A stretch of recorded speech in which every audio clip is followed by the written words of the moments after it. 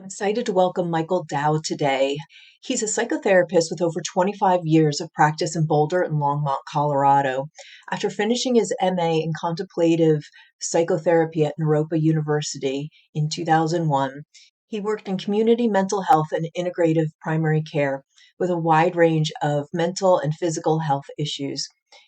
He earned his doctorate in clinical psychology in 2009 from the University of Rockies, with a focus on the development of mindfulness-based psychotherapies. Dr. Dow managed one of the first integrated health homes nationwide in Boulder, Colorado, integrating primary care and behavioral health in one setting for low-income patients with mental illness. He also served as a lead therapist and trainer for Pain Reprocessing Therapy, PRT for short, training interns and staff in this innovative modality, which aims to get people out of pain rather than only manage it. He's also trained in emotional awareness and expression therapy, EAET, and was one of the lead interventionists with Dr. Mark Lumley and Howard Schubner in the large multi-scale study comparing EAET, CBT, and ACT for chronic back pain. He integrates PRT and EAET as well as psychoanalytic, somatic, and attachment-based approaches in his clinical work. And Dr. Dow has a personal story of recovery, which is why we wanted to talk to him today. He went from experiencing chronic weekly headaches to full healing using the very approaches he now teaches. He discovered PRT through the Boulder Back Pain Study, and it fundamentally changed how he understood and treated pain. His clinical work centers on helping clients experience painful sensations through the lens of safety, retraining the brain away from threat response that drives neuroplastic symptoms. He offers both individual and group therapy, as well as consultation groups specifically for practitioners working in this space. Dr. Dow's broad clinical interests include mind-body issues, couples psychotherapy, mindfulness awareness, and psychodynamic and psychoanalytic psychotherapy, particularly how close attention to mind, body, language, and each other leads to enhanced sense of connection and aliveness. He and his wife, Emily Brocher, LPC, run the Dow Brocher Integrative Psychotherapies in Colorado. Emily is a talented somatic psychotherapist who specializes in relationship repair, helping people reconcile the relationship to their body, their partner, their family system, and their ancestral history. She works with individuals, couples, and families and is available for case consultation. They see people around the world via telehealth, and I will have their email addresses in the show notes so that you are able to contact them. So stick around for more with Dr. Dow as he talks about his recovery story and his experience helping others out of neuroplastic chronic pain and symptoms. First of all, thank you so much for being here. I really appreciate it. There are so many different aspects to your story, to your professional experience that I want to cover with you. But one of the reasons that I wanted to have you on today is that, first of all, it's Migraine Awareness Month and also Men's Health Awareness Month. And I just thought you're a man who's had chronic headaches and you've got the background with PRT and EAET and all these things that we talk about on this podcast. And I just thought, Yes. what better to merge all the things and hear your story a bit, because that part I don't know has been recorded as much. Yes. Perfect. Perfect time for me to be here. So I figure, why don't we just start at the beginning as far as from your storyline, when you first started to get headaches, how they started showing up for you, how they progressed, that kind of thing. And then we'll go into some of the other aspects. Yeah. So I've always been a little prone to headaches, but much more sort of periodic, kind of tension headache. And then it was really one moment. We were taking a family trip to Santa Fe, and my daughter was about 3. And I had this, what I now think of as like a vestibular migraine attack. And it just hit me, and I was so dizzy I couldn't get out of bed for 2 days, 3 days almost, just being in the hotel, and I didn't know what was going on. I thought I was, am I having a stroke? Am I having a virus? What is this? And that was around 2014, 2015. And I don't know if you've had this experience, Karen, but it was traumatic. And when I recovered from it, I just wasn't quite the same. And I was like on guard. I didn't really know what was going on. When is this going to happen again? What was that? Mm. And then over the next course of years, they started to progressively get worse. It often was with dizziness for me, but I would sort of have the whole range from like tension headache to migraine. I never really had the like aura, and it was really terrifying for me, was this kind of dizziness. And then over COVID, and I didn't really understand this. Well, let me say, I did understand that my work had gotten very stressful, especially over COVID. And and we'll talk more about it. I was working in healthcare. I'm a psychologist and therapist. I was managing this safety net clinic that was integrating mental health and primary care for a lot of people who were homeless. And that just got enormously hard under COVID. And Mm. we were wearing masks and we didn't know what was going on. And our patients were very stressed and there was a lot of hostility. And my migraine symptoms or headache symptoms just went through the roof. And I kind of knew it was connected with stress, but that didn't really make a big difference knowing that. And, I think it is important, Karen, just to, I mean, there's such a range with these things. I know some people can get them where it's like 24/7. Mine were not like that. But at its worst, it was like 2 or 3 times a week. So intense that I either had to miss work or I was like trying to struggle through work in a sort of semi incapacitated way. Mm. Um, yeah. Yeah, So that's, doesn't sound fun. yeah. I'm just wondering, back then you mentioned that you knew that it had something to do with stress. And I always say stress comes in many, many forms. I used to think of stress as just the job or the relationship or just these external things. And now I realize that there's so many other things going on underneath the surface. I had read somewhere that your sister and your mom also had migraine or headaches. And did you ever Yes. think something else was going on, or that it was like hereditary, or that something else? It doesn't sound like they started when you were a child, though. They started later in life. So it They wasn't started any. late. Yeah. And it's interesting. I think so much of this stuff is not in our conscious awareness. So I never thought about my mom and sister having migraines but the way I think about it now, it was sort of like in our family system as like an available symptom. Like I knew, and I had headaches before. So it was just something that like my body knew how to do. Um, and I'd And when seen, you say that, can I stop you for one second? yeah, Because Dr. Schubner was on last week, and he had talked about, which was one of the first times that I had heard him talk about, that you said it was an available symptom. And he is talking about modeling, that yeah, when you have within the family, like my father had them and my grandfather had them. And I hear so many times, well, my mom has them or whoever. And so a lot of people think it's just genetics and hereditary and it's bound to have happened kind of thing. And yeah. so what this modeling is that you're seeing it. And what I'm just curious what you meant by that's one of the available symptoms that you could have had because of the Yeah. modeling.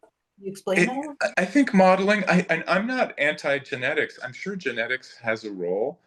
It's just a place that it was definitely modeled. I had seen my sister and my mother go through it. It was like acceptable. It was like okay. I had some practice in it. I had some of the wiring in my own system. Yeah, I don't know how to describe it more than that, except it's for whatever reason in my family, like we don't go to like stomach upset as much. We just, and I should say, honestly, my daughter has had some, thankfully not as bad as mine. And I've been able to talk to her about it and it hasn't like progressed to be a chronic thing. But I think because she had some modeling seeing me go there that she knows to go there too. So I don't know. It's a bit of a mystery. Yeah, it's fascinating to me, just the whole brain generated, all these different aspects of it that Yeah. we'll get into. But yeah, that was just a fascinating thing that he was talking about last week that I just thought, well, since you're a psychologist, maybe you had a view of that. I talk to my clients now and say, if it's genetics, if it's stress, if it's repressed emotions, and, there's many, many things that get us to the point where a symptom is expressed. And so, Right. whether that's 5% here and 10% there and 50%, it doesn't really matter. We're Right. here. And now what do we do about it, basically, is how I look at that. Exactly. Yeah, exactly. What I found fascinating about part of your story too is that before you have this very stressful job, you've gone to university at Naropa. Naropa, yeah, a Buddhist-inspired university in Boulder, Colorado, where I did a master's in contemplative psychotherapy, which is psychotherapy based on Buddhist principles. So a lot of mindfulness and learning how to be with people, and really very much a view that would be, you would think, consistent with listening to your body, paying attention to symptoms from a holistic point of view. But I think where you're going with that, Karen, is that it's interesting that so like I was a meditator, I was practiced at listening to my body, at trying to be regulated. My wife also has that background. My wife is also, we have a private practice together, and she's a somatic trained psychotherapist. But even though I had that background, it didn't prevent me from developing pretty significant impact from these migraines and headaches. And I think that it was like you were asking me before, like, even though I had that background with mindfulness and meditation, how did I develop migraines, or what was missing there? Well, yeah, because I'm sitting here thinking there's a background or a component at least of stress and a very dysregulated nervous system that comes with this typically. But I guess it goes back to that it's many other things. But I would think that if you're meditating often and you're really doing the mindfulness and this is all around you, that your nervous system probably was pretty regulated. And I don't know how you feel about whether that really helped you manage the stress or not to a certain point, I guess. But so there's more to it than just a regulated nervous system, would be my point. There's a lot of things, Yeah. other things going on under the surface. Yeah, I think the two or three things that were missing for me, I mean, one was that I didn't have the neuroscience about it. And I didn't fully understand the pain neuroscience, or at least I didn't fully understand it, and I wasn't applying it to myself.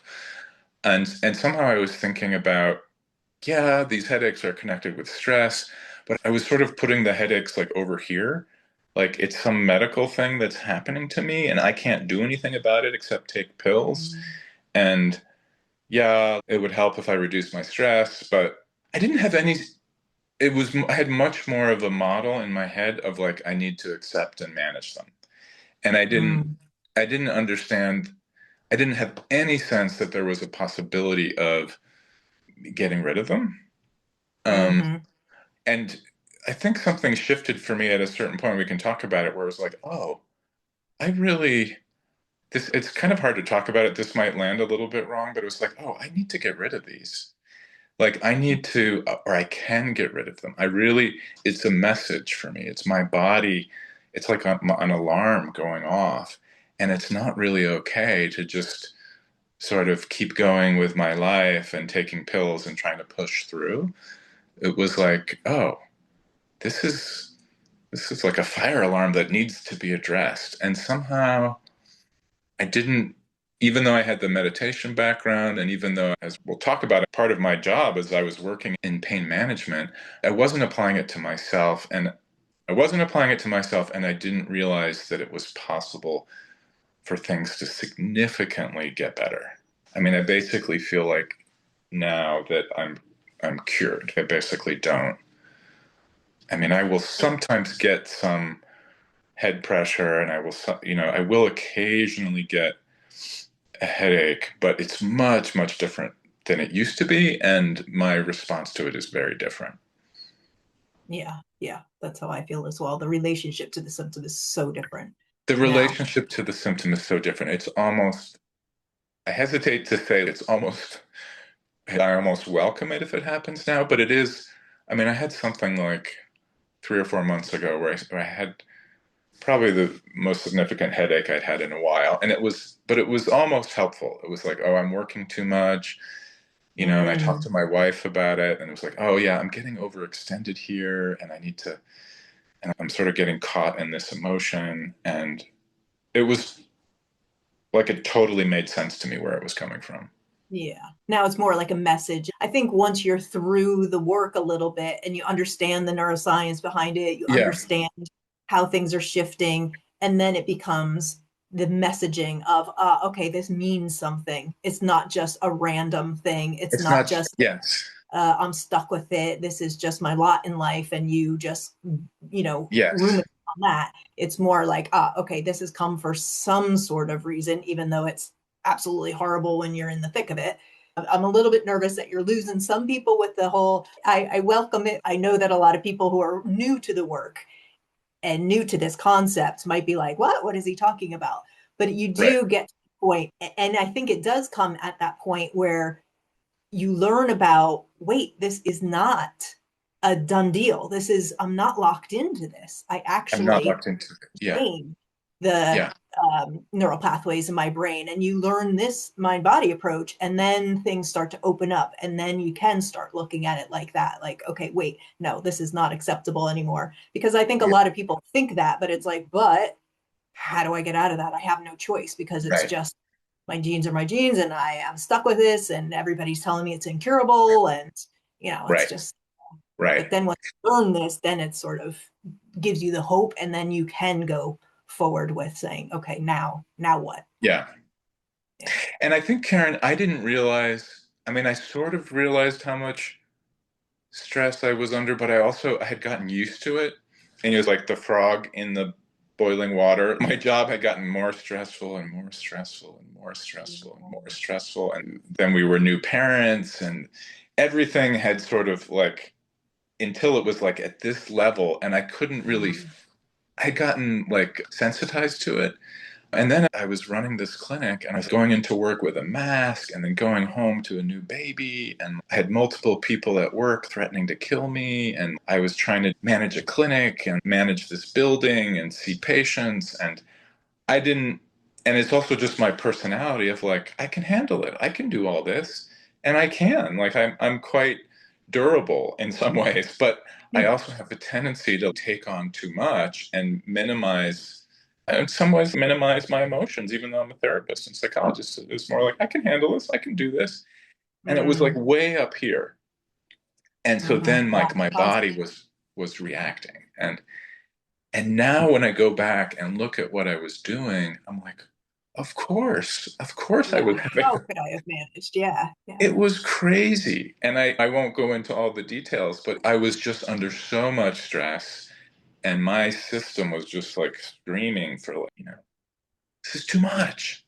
I think this is such a really good point of this kind of low level. I just heard it called, I think I heard it called background stress. I don't know if that's Yeah. like an official term, but this stuff that's going on under the radar that you don't even really realize. And that's kind of back to the point where I was saying that stress, I just thought was, yeah, I've got a stressful job. Yeah, I've got, some stress in my relationship. Or yes, I live in another country. That's causing me some stress because I've got guilt about not being there for my elderly parents, as an example. But all these things humming under the surface, like one of mine was that the company was always under restructure. So it was always this like, am I going to have a job? Am I going to have to move back? There's financial stuff, all these things that I never realized were actually stress, but causing me a huge amount underneath the surface of never feeling. I always said, I never feel like I'm on solid ground. So I did know that, I guess, cognitively at some point. But Right. yeah, I think it is, we get so used to operating in that highly stressful environment. And then when you have kids, because a lot of women are getting migraines around that time when their career's in full force, they're getting married, they've got the kids coming, like there's so many stressors on top, and Right. one's going on top of the other. And I think we just kind of manage until the body Right. is screaming to say, and sometimes it does start with little headaches, or it's episodic, and then it becomes more chronic, and Right. it's sort Right. of this alarm is saying like, okay, we're trying to give you a hint here, something's, you need to pay attention. And then we operate like you said, oh, I can handle it, everything's fine. And then it's Right. just like alarm keeps getting higher and higher and higher. It's like, no, no, no, no, pay attention. Right. It Right. forces you, right? It puts you in a dark room, and it's like, we're going to take you out of the equation. And Yes. yeah, we're going to pay attention. Yeah. Yeah. Right. No, I mean, it really served the migraines for me. It would put me in a dark room. I would call in sick, and then I would stay home. And this was hard for me, as I think it can be hard for people, of not just pushing through. But that was one of the shifts I started to make. It's like, oh, I need to take care of myself and just call in sick. And which is, I mean, it's hard. There's another factor for me, which is I was managing this clinic, and I had 15 people reporting to me, and I'm the one who's supposed to be holding it together and Yeah. not and protecting people during COVID. And this is a very stressful time in healthcare. And I had staff leaving and then trying to hire. And it also fits with my personality. It was hard for me to say, hey, I need I need to call in sick, or I need a break for myself. This is too much for me. That was definitely one of the shifts of starting to have more boundaries or take care of myself more. And those can be like cliches, and there's kind of an inner shift that needs to happen of, oh, it's really okay for me to just sit in this dark room with a cold ice pack on my head and just be here. Mm-hmm. So, yeah. Yeah. I had a coach one time say, we need to keep explaining to the brain that we don't need pain in order to say no, that we're going to get better, Karen, Yeah. at saying no before the brain has to do it for you. I love that. I Yes. think about that all the time when I start thinking Yes. like, oh, I don't want to do that or this or that. I'm like, I need to learn to say no, or my brain's going to do it for me. Yes. Just, Right. yeah. And it really can start to happen the other way. Then when you start to say no, then the migraines really can start to quiet down because they don't need to be there as much. Yeah. Mm-hmm. Mm-hmm. Yeah, you said it sounds cliche, but I think the biggest overlooked thing was self-compassion. I just Yeah. didn't even know that that's not how everybody's brain operated and they didn't beat themselves up. I just thought that was normal.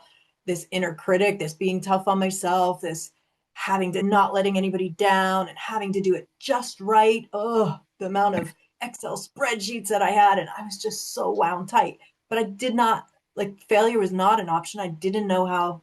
Yeah. So when you start into this work and you learn, wait a minute, self compassion goes a long way. And that's a lot of times a missing piece, I think, for many people, that they do Yeah. all the safety within the symptoms and you get safety within the emotions and you do different things. But if you're still beating yourself up all the time, the message to the brain's not going to be safety, it's going to still be danger.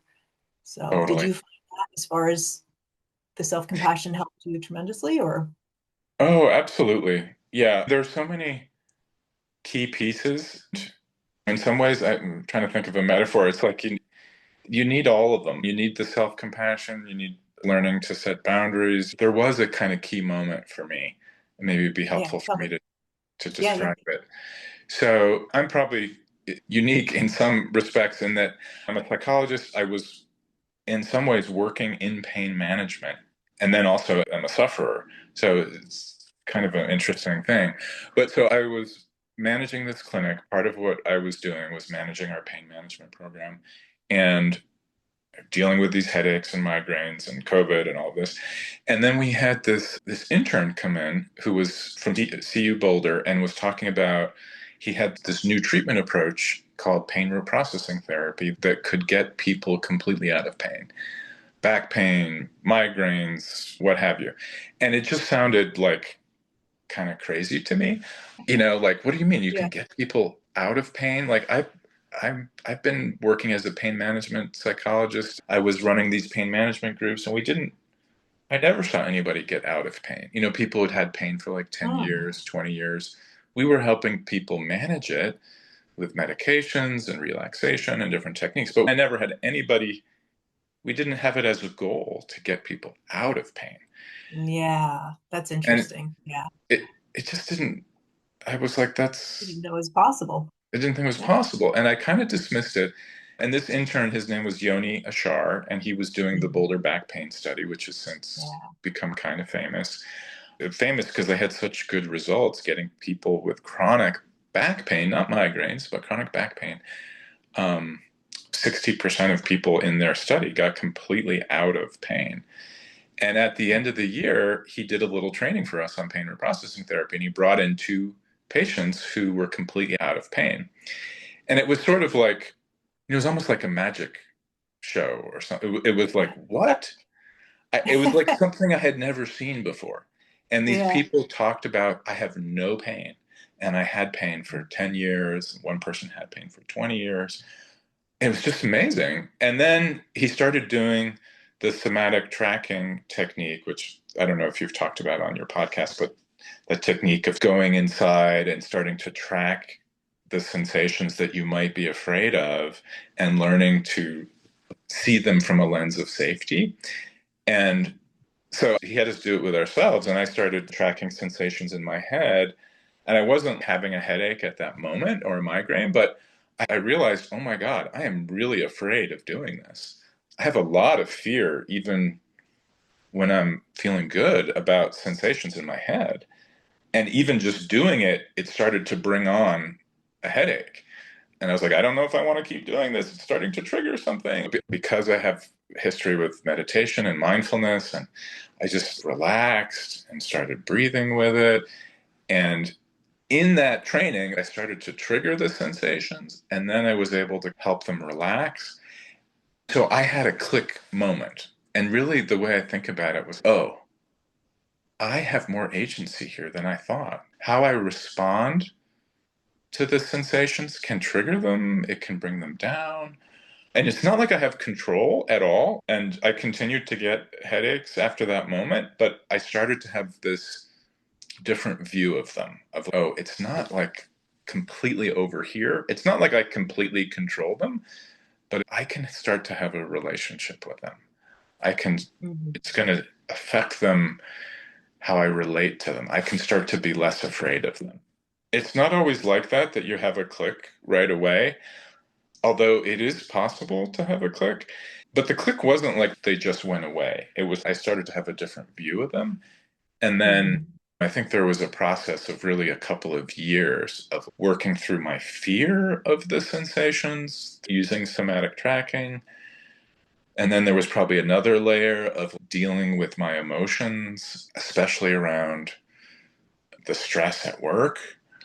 And then ultimately, I mean, honestly, I have to say, my wife really helped me a lot. Like, I had to leave my job, and I had to make big life changes that were scary for me. Yeah. I had been at this job for 20 years.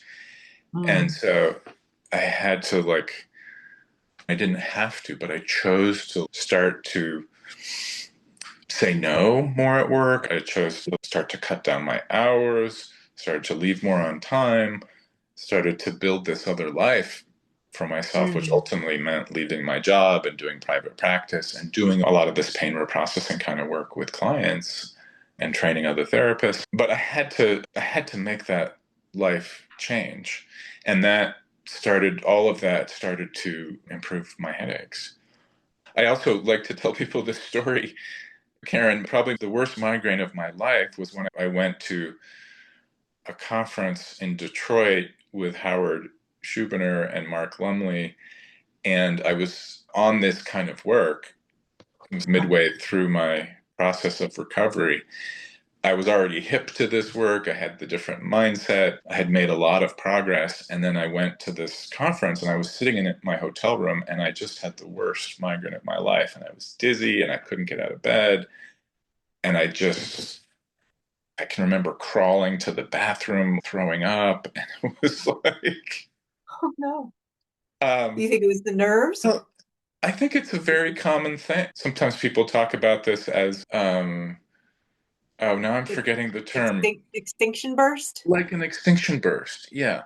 And Yeah. it's Yeah. like, it's Like almost like, one more before they let go, kind yeah, of thing. it's like a last gasp of the symptom. Are you sure you're okay?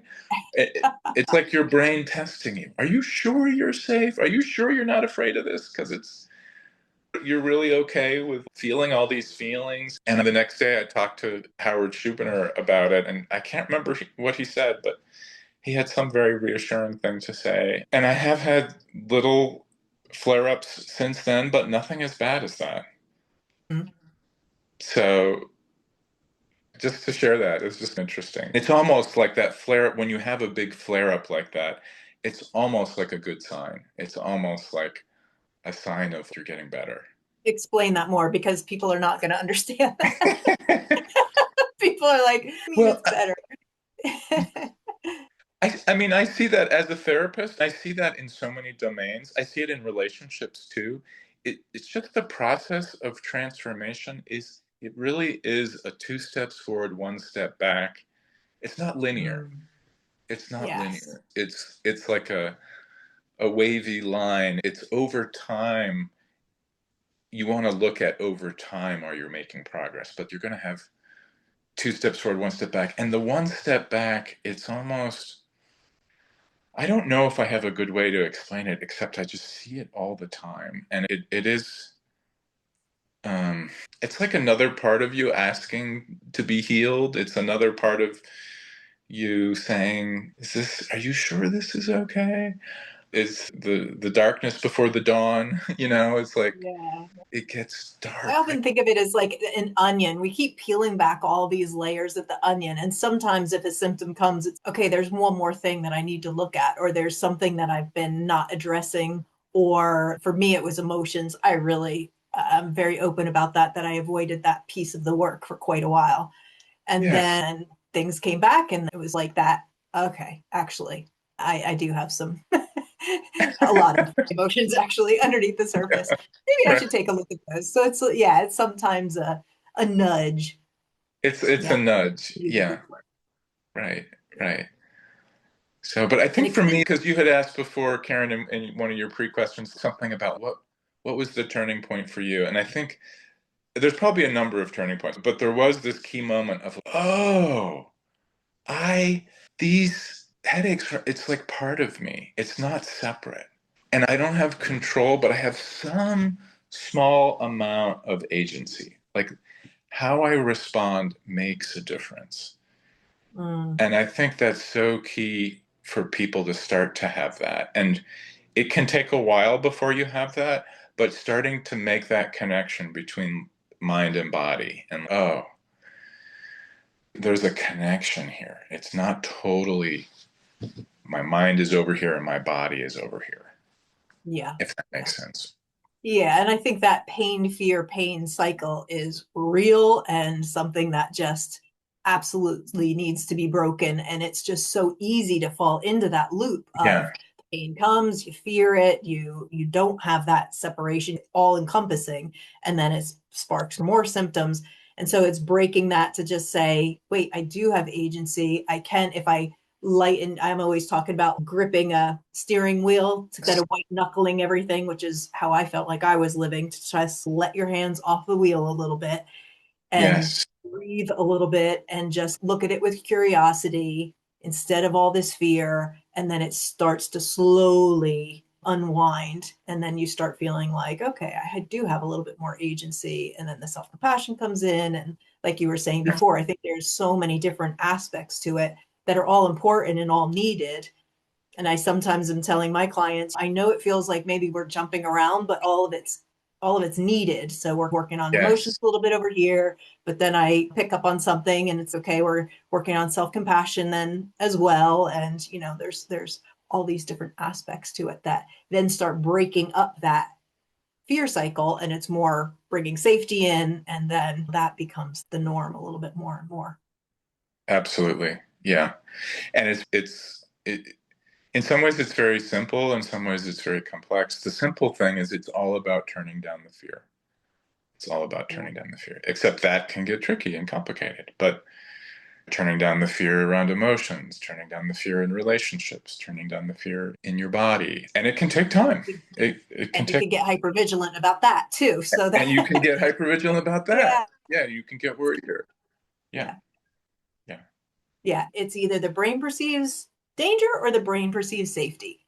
And we're just increasing the safety and decreasing the danger signals and trying to tweak all the little dials or whatever you want to yeah, call it.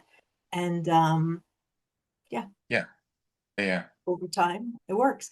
It's yeah, funny when you were talking about Yoni Ashar and this Boulder Back Pain Study. I remember hearing, I think it was Alan Gordon, who was the developer of PRT, also with Howard Schubin, Yes. and some others. Yeah. I think it was in the ATNS conference that I heard him talk, and he was saying that when they were working on that protocol with Yoni, that Yoni was like, no, we can't do one of the results of no pain. Right. No. And he was like, that, no, that's not a thing. And so he actually needed to be a little bit talked into, yeah, this is going to work, or little to no pain. We have to put that in as one of the goals. So it's interesting that your Yeah. clinic also was not even, you don't think that's actually possible. And now in this work, and now I'm sure in your work, I see it all the time. And it's Yeah. just, it's undeniable that can happen. Plus, study got really good results, obviously, like you were saying, and some others after that. Yeah. It's so interesting and almost paradoxical because sometimes you're pushing for it, pushing for no pain, it can get in the way. But it really is possible. I've seen it so many times now. Every time it feels kind of miraculous. Mm-hmm. And when I first started out doing this work as a practitioner, as a therapist, honestly, I did not have success at first. It really was a while before I started to have the experience of working with people and actually having people get completely out of pain. And you kind of have to see it before you can believe that it's possible. Um, Mm-hmm. yeah. And people can get sort of upset about it if Of you not haven't. healing again. Well, people can get upset even hearing that it could be possible. Yeah. You know, I gave this talk to a migraine society in Denver, and I got quite a bit of pushback about talking about this work. And I realized you have to be sensitive about it because one, people are really, I was suffering, but some people are really, really suffering. 24/7 migraine, Yeah. 24/7 pain that's 9 out of 10. And hearing that just doing this psychotherapy, you could get completely out of pain, it just seems ridiculous and kind of insulting. So I'm very sympathetic to that. And I understand it's understandable that people have that reaction. And I don't know if it's possible for everyone, but I do know that with most people that I work with now, some reduction is usually possible if you haven't been working with these techniques and this kind of framework about trying to turn down the fear. Yeah. Well, it's interesting. Let's talk about that a little bit and then we'll go back about what recovery is, because I really think that a lot of people have this finish line in mind and they want to be Yeah. symptom free, and that's the finish line. And anything other than that is not success. And that I think is really dangerous, because Yes. I Yes. think that oftentimes we don't look back then and say, my gosh, but look how far I've come. I've used half of the medications in the last few months, or I have dull headaches instead of migraines that are putting me in bed for days, or whatever the case may be, that we miss that as we're on this, just have the blinders on to that is the only goal that's going to matter.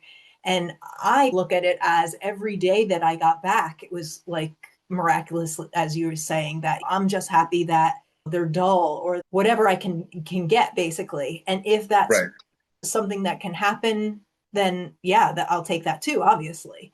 But it's, Yeah. I think when we get so caught up in what recovery means and, well, that person has this and I see that over there, that's also counterproductive. Well, because it's putting pressure on yourself, and any kind of pressure like I need to be getting better or I'm not as good as that person, it's going to amp up the danger signal. It's Yeah, just, and the whole thing is about turning the pressure down. right. Finding relative safety before you can find 100% safety. Anything that's sort of turning the fear down, turning the pressure down, rather than turning it out. Mm-hmm. I like that, finding the relative safety before you can find that, because it is in stages, I think. You can't just go from having all this fear and thinking you're incurable and all this stuff to like, oh yeah, I'm gonna just feel safe. There is a progression. I like that There's word. absolutely, yeah, absolutely. I think in my own journey, both my migraine journey and my journey as a practitioner or therapist with these modalities, Started with the pain reprocessing therapy, which is really all about turning down the fear in the body and turning down the fear around the sensations. And then in the last number of years, I've done more in the EAET space, which is the emotional work around looking at turning towards emotions that we have been avoiding or that we're afraid of and helping people express those.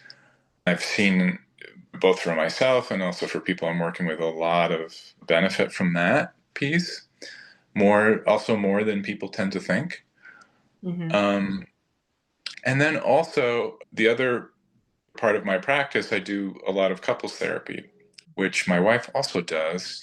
And looking at, it's an interesting parallel between creating safety with your own body and safety with your symptoms, and then creating safety in relationships, and how sometimes there's a mutual feedback loop there. Sometimes by feeling more safe with your emotions and in your body, then that can give you courage to try to create more safety in your relationship.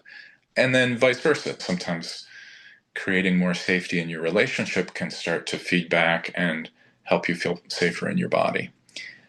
I feel like I have a similar thing.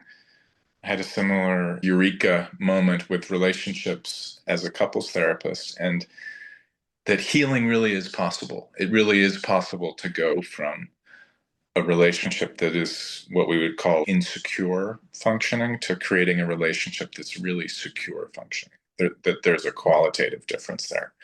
And it's really possible. Yeah, I've really seen the benefit of addressing those relationship issues for people's recovery from pain. Can you talk to that a little bit? A lot we could say there, Karen. There's secure and insecure attachment that we have based on what happened in our childhood and in our primary caregiver relationships. And then as adults, repeating those dynamics in our romantic relationships, and then learning how to, this is the focus in the PACT therapy that I'm trained in, the psychobiological approach to couples therapy really has this focus on creating what we would call a secure functioning relationship, which can be, you can have insecure attachment as a child, then as an adult, you have that insecure wiring, but you can still learn to create what we call secure functioning relationship, which is a relationship that is reliable, that is where both partners are really focused on protecting the other's nervous system, where you have this different orientation about what the purpose of the relationship is, that the purpose of the relationship is to create a safe base for each other. And when people don't have that, I have seen a lot that sort of being an obstacle for people. Like it's hard to create safety in your own body. And then you go back to this relationship where there's, it doesn't even have to be abusive dynamics, but there's just insecure dynamics where I'm thinking about a couple where the woman had migraines and the husband would just get so, and it's understandable, but he would just get so annoyed at her migraines. From experience, I can tell you that feels like hell. It feels like Yeah. hell. And I could Yeah. totally understand in this couple relationship, and I think this is not an uncommon dynamic, like they'd be going to some function at his parents' house and she would have these horrible migraines and she'd have to check out and go to the bedroom and he would be like, why can't you be there? Which would then, and they would get into this fear, pain, fear cycle or irritation, pain cycle. And helping them shift, which is probably more than we can go into here, but helping him into how can he shift into soothing with her? Like, oh, honey, I'm so sorry, but I'm here for you. And how can she shift into setting boundaries and saying, honey, I love your parents, but I need to check out for this weekend, or I'm going to come for part of it. And because they're not, they undermine our relationship. And how can you support me more when we're together with them? And that's a whole area in this work that I think is just ripe for exploration. I definitely think so. As you're talking, I'm like, oh my gosh, yes, that was a huge component of my issue, but I don't think we're talking about that a lot, actually. And I know we're talking about connection is important and how we feel in our internal world. but the relationships of all kind that we have and the environments that we're in and all this, it can create tension within, nervous system dysregulation. I mean, you're trying to co-regulate with somebody that maybe is not helpful to regulate with, or is dysregulating you on a continual basis. So yeah, there's so many aspects to that. Yeah. And in EAET, emotional awareness and expression therapy, which I think you've talked about before on here, there is this helpful emphasis on getting in touch with especially your grief and your anger. It can be really challenging and hard and scary getting in touch with it, expressing it in a big way. And then, and I do feel it's especially hard for women, but it's hard for men. It really can lead to a lot of shifts in what's happening around people's pain. But then in relationship, in a marriage, it has to get integrated. It has to get, right? Because you don't want to just be expressing anger towards your spouse. Correct. In fact, the model in EAET is you express it and feel it privately, and then you figure out how to integrate it into your life. And so that's part of the work of building a secure, functioning relationship, is expressing yourself, but then also receiving influence from your partner and learning to not just demand that your needs be met, but express your needs in relationship in the context of what we call a two-person system. And so that's a whole, and I feel like that's almost a whole nother dynamic in this work, getting in touch with your feelings and then learning how do you express that in your primary relationship, or how do you develop a secure relationship with your partner. So anyway, there's a lot we could talk to about that. Yeah, that's a whole probably other podcast, but it is really, I'm seeing this come up a lot lately of just, well, relationship dynamic, but then also when they start to feel better, then the dynamic is so different because the partner is used to being a caretaker maybe, and now the person's more independent and feeling better. And then there's this weird dynamic that needs to be addressed. And there's just so many different aspects to it that I don't think we talk about enough. Yeah. I want to make sure we get to your community questions. There was some question about what's one thing that helped you cope when you get overcome with fear about a migraine coming. Yes. How to break that pain fear cycle of you're anticipating or you're worried about the next migraine coming. And how do you stop that? $1 million question. I have a couple of thoughts about that. So one thing, and this is helpful for me, and I think it's really helpful for people, is there is a step in migraine treatment of identifying your triggers, and there's this big focus on avoiding your triggers, which I think has some health to it. You want to be able to identify the pattern. Like for me, big triggers are coffee, heat, sunlight, too much time in the sun, and alcohol was a trigger. But then what really helps in turning down the fear is starting in a gradual way to re-engage those triggers. Mm-hmm. This was something that Howard Schubiner helped me with. He was like, I bet you could bring on a migraine with just a sip of alcohol. And so I practiced with that, and it was a little scary for me at first, just having a sip of alcohol and then feeling what my body would get kind of activated, and then practicing soothing myself. And you have to be at the point where you're ready to do that and choosing to do that. But when you choose to engage the thing that you're afraid of in a small dose and then soothe yourself around it, it's going to reduce your fear. It's just physiologically going to reduce your fear. It's really telling us that how powerful the brain is when you're able to do that, because we know a sip of wine isn't going to bring on a migraine. So it's this test, and correct me if I'm wrong, but it's essentially showing the brain can actually bring on things that we can turn down the dial on. Yes. And then another thing I want to share, because I haven't heard anyone else talk about this, but to me it seems so obvious, and maybe people have talked about this, but one thing that was really helpful for me is, and luckily I have a wife who's able to do this, and I had to talk to my wife about this beforehand, but when I was having a bad migraine, she could soothe and comfort me. And not just bringing me a cold glass of water or something. But there was a way that we worked out where my wife could be with me and gently rub my back, play some nice music, and kind of get that relational soothing. So it wasn't just myself soothing myself, but having someone else, and especially your primary partner, or if you don't have a primary partner, like a friend or a family member.